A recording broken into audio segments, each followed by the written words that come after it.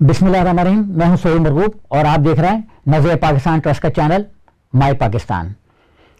آج ہم بات کرنے والے ہیں تحریک آزادی کے ایک انتہائی اہم اور نازک موڑ پر, ایک ایسے موڑ پر جس کو انگریز اب تک نہیں سمجھ سکے کہ وہ کیا تھا.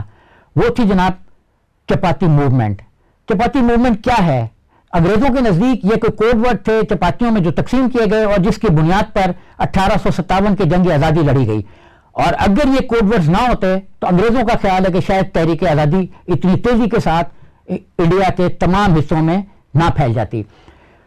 تو یہ کہانی اسے شروع ہوئی جب میجسٹریٹ متھرا کے ایک ٹیبل پہ ان کو ایک پیکٹ میں 4-5 روٹیاں ملی اور روٹیوں کے ساتھ ان کے ایک سپاہی کا نوٹ درج تھا. نوٹ پہ لکھا تھا کہ معزز میجسٹریٹ صاحب, یہ روٹیاں ہمیں ایک چوکیدار سے ملی اور چوکیدار کے مطابق یہ روٹیاں پورے انڈیا میں تقسیم ہو رہی ہیں, مختلف جگہوں پر, مختلف مقامات پر, اور اس میں کیا چیز درج ہے ہمیں کچھ نہیں معلوم, اس کی انکوائری کی ضرورت ہے.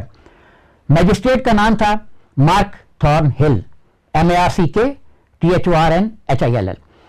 تو میجسٹریٹ پریشان ہو گئے. میجسٹریٹ نے فوراً اپنی آرڈر کے آگے پولیس کو کہ فوری طور پر اس کو چیک کیا جائے کہ یہ کیا ہے اور یہ روٹیوں کی تقسیم کیوں ہو رہی ہے. تو انڈیا میں اس وقت کوئی تقریباً 90,000 سے 1 لاکھ کے قریب پولیس کے جوان تھے جو انڈینز تھے اور انڈین کی طرف سے غلامانہ زندگی گزارنے والوں کو کنٹرول کرنے کے لیے موجود تھے. اور ان 90,000 سے 1 لاکھ تک تمام کے تمام سپاہیوں کی توجہ جو تھی وہ اس ایک متھرا سے نکل کر پورے ہندوستان میں پھیل گئی اور ان کا مشن یہ جاننا تھا کہ یہ روٹیاں کیا ہیں, ان کے پس منظر میں کیا ہے. بے تحاشا چوکیداروں کو گرفتار کیا گیا, ان سے پوچھا گیا کہ یہ کیا ہے, تمہیں کیا اس کے یہ کون بنا رہا ہے, کہاں سے روٹیاں آ رہی ہیں.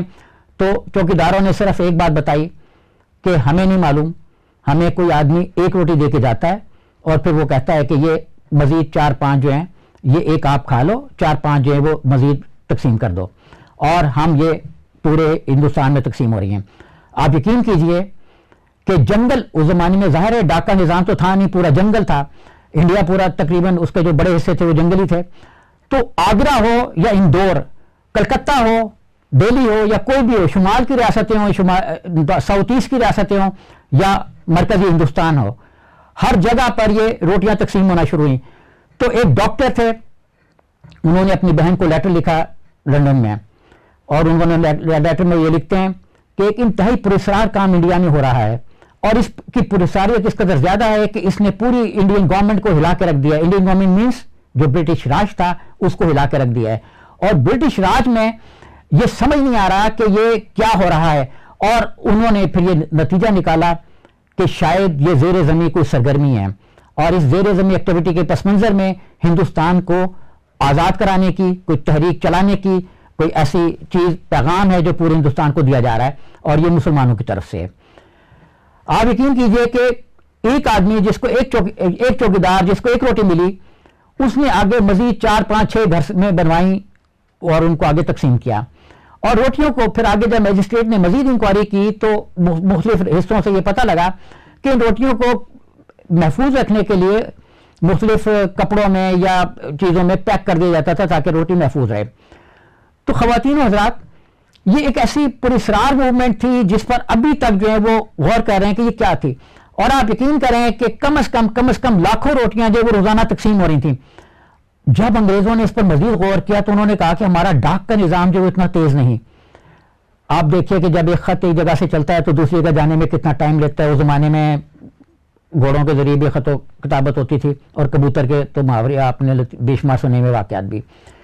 لیکن اس کے بارے میں انہوں نے یہ نتیجہ نکالا کہ یہ جس تیز رفتاری سے پھیل رہی ہے, اور خاص طور پر ساؤتھ ایسٹ اور کلکتہ کے بعد دہلی اور ان ریاستوں میں, ان علاقوں میں جہاں جہاں بعد میں تحریک آزادی نے جنم لیا, ان خطوں میں یہ روٹیوں کی تقسیم بہت زیادہ تھی اور کافی تیز تھی. تو انگریزوں نے جب یہ دیکھا کہ یہ تو ہمارے ڈاک کے نظام سے بھی تیز ہے, تو انہوں نے بے تحاشا گرفتاریاں کرنا شروع کر دیں کہ آخر یہ کیا چل رہا ہے اور اندر خانے کیا ہو رہا ہے. گرفتاریوں کے بعد چوکیدار اس سے زیادہ کچھ نہ بتا سکے کہ ہمیں جو بھی کوئی دے کے جاتا ہے ہمیں یہی بتایا جاتا ہے.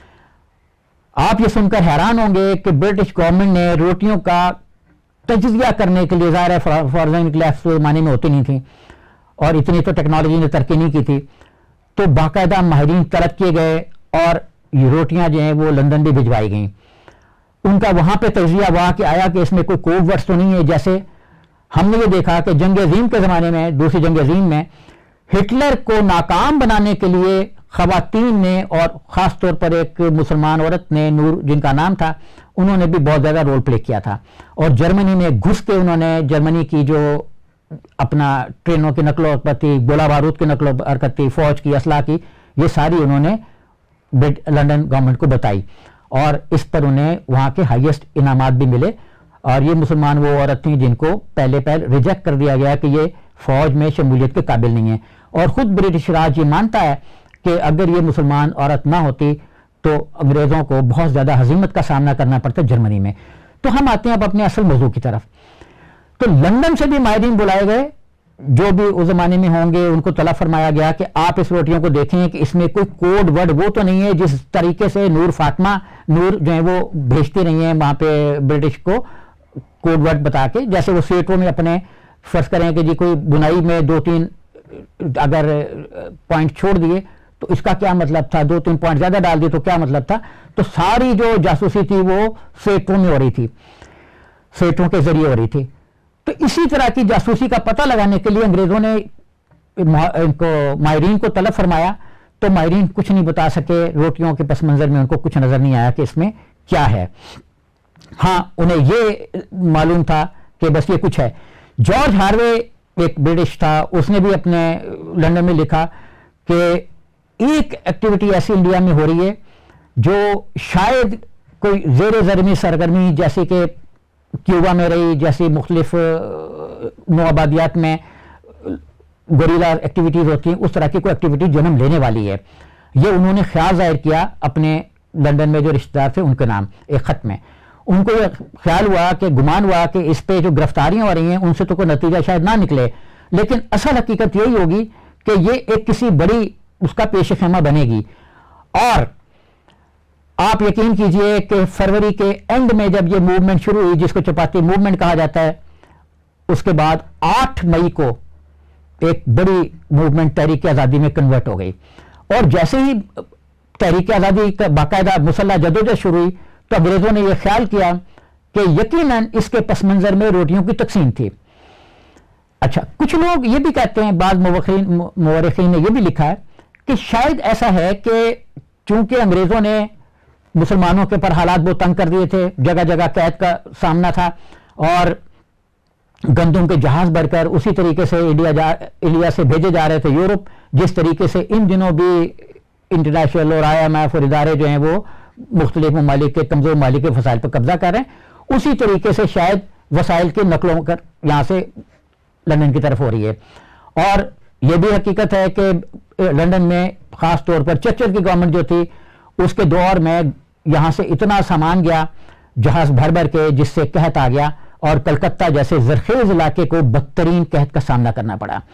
اور بعض کتابوں میں تو جاں بحق ہونے والوں کی تعداد کئی ملینز بتائی جاتی ہے. کچھ رپورٹوں میں ایک قحط میں 10-10 لاکھ 20-20 لاکھ اور کہا جاتا ہے کہ 1 کروڑ 10 لاکھ کے قریب لوگ جاں بحق ہوئے. زیادہ تر نقصان مسلمانوں کے علاقے میں ہوا. اور یہ بھی حقیقت ہے، اس میں کوئی شک کی گنجائش نہیں ہے کہ 1 لاکھ جو وہاں پہ پولیس افسران کنٹرول کر رہے تھے ان کو آبادی ان کے لیے تھی کوئی تقریباً 25 کروڑ. انڈیا کی اس وقت جب یہ 1857 کی جنگ آزادی شروع ہوئی تو 25 کروڑ تھی. 25 کروڑ کے لوگوں کے پیچھے انہوں نے اپنی ساری 1 لاکھ پولیس لگا دی. کوئی لا اینڈ آرڈر کا مسئلہ کوئی زیر بحث نہیں تھا، کیونکہ سب سے بڑا مسئلہ یہی تھا کہ یہ کسی طریقے سے چپاتی موومنٹ کا پس منظر معلوم کیا جائے.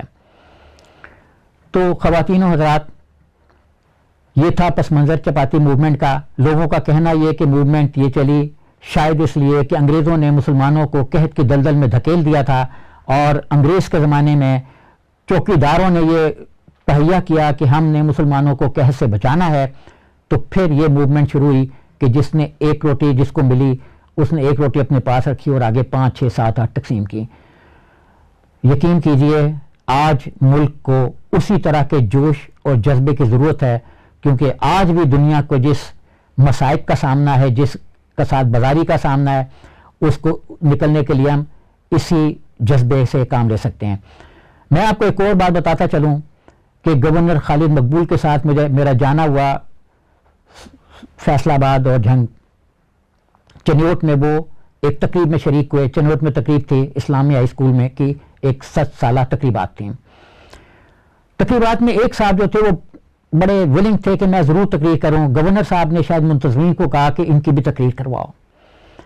انہوں نے اپنے خطاب میں کہا کہ آپ کو پتہ ہے کہ آپ جس اسکول میں کھڑے ہیں وہ مسلمانوں کا اس ایریا میں جنگ کے بعد سب سے بڑا اسکول ہے، جو مسلمانوں نے اپنے وسائل سے بنایا، کیونکہ انگریزوں نے ان علاقوں کو قطعاً ترقی نہیں دی جو علاقے جہاں مسلمانوں کی اکثریت تھی، چاہے انڈسٹری مینوفیکچرنگ کی ہو، چاہے انڈسٹری اسٹیل کی ہو. یہ ساری کی ساری ان علاقوں میں لگائی گئی جہاں ہندوؤں کی اکثریت تھی. اسی لیے آج آپ ہندوستان کو زیادہ ترقی یافتہ دیکھتے ہیں. ہماری جو ہمیں نظر آ رہا ہے کہ شاید ہم اتنی ترقی نہیں کر سکے، اس کے پس منظر میں انگریزوں کی وہ حکمت عملی بھی شامل ہے جو انہوں نے ہندو علاقوں کو ترقی دینے کے لیے کی. تو بہرکیف یہ جو میں اس وجہ سے اس مسئلے پہ بات کر رہا ہوں، تو انہوں نے یہ فرمایا کہ آپ کو معلوم ہے کہ یہ اسکول کیسے بنا. پھر انہوں نے کہا کہ یہ اسکول 2 مٹھی آٹے سے بنا. اچھا، ہم بھی سارے چونک گئے کہ 2 مٹھی آٹے سے کوئی اسکول بن سکتا ہے. تو انہوں نے پھر یہ بتایا کہ تمام جو بزرگ تھے وہاں کے وہ اکٹھے ہوئے اور انہوں نے یہ فیصلہ کیا کہ چنیوٹ میں مسلمان کوئی اپنا بڑا اسکول بنائیں گے اور وہ اتنا عظیم الشان ہوگا کہ ہم انگریزوں کو شرما دیں گے. اور بزرگوں نے یہ فیصلہ کیا کہ آج ہم اپنے پیٹ پر تھوڑی سی لات ماریں گے، اور اگر ہم 2 روٹیاں کھاتے ہیں تو 2.25 روٹیاں کھائیں گے. اور ہر عورت کو یہ کہا گیا کہ جو بھی گھر میں آٹا پکائے گی، روٹی پکائے گی، آٹا گوندے گی، وہ 2 مٹھی آٹا نکال کے ایک دن میں سائٹ پر رکھ دے گی. شام کو وہاں کے لڑکے جمع ہوئے جہاں ہر گھر کا چکر لگاتے، اور یہ 2 مٹھیاں جمع کر کے ہر گھر سے 2 مٹھی آٹا جمع کر کے مارکیٹ میں سیل کر دیتے. اور اس سیل سے وہ اسکول بنا جو اس وقت میں نے جب دیکھا تو مجھے تو لگا کہ کوئی وہاں پہ کئی درجن بلکہ 40-50 کے قریب کمرے ہوں گے. 3-4 منزلہ اونچی عمارت تھی اور باقاعدہ ایک پیٹرن پہ بنی ہوئی تھی. ہم شاید ویسا اسکول آج مشکل سے بنا سکیں. تو میں آخر میں یہی گزارش کروں گا آپ سب سے کہ ملک کی تعمیر کے لیے اسی جذبے کی ضرورت ہے، صرف پاکستان کو نہیں بلکہ پوری دنیا کو، کیونکہ پوری دنیا میں اناج کا کرائسس آنے والا ہے اور بلکہ دستک دے رہا ہے. تو اپنے جذبوں کو زندہ کیجیے. خدا حافظ.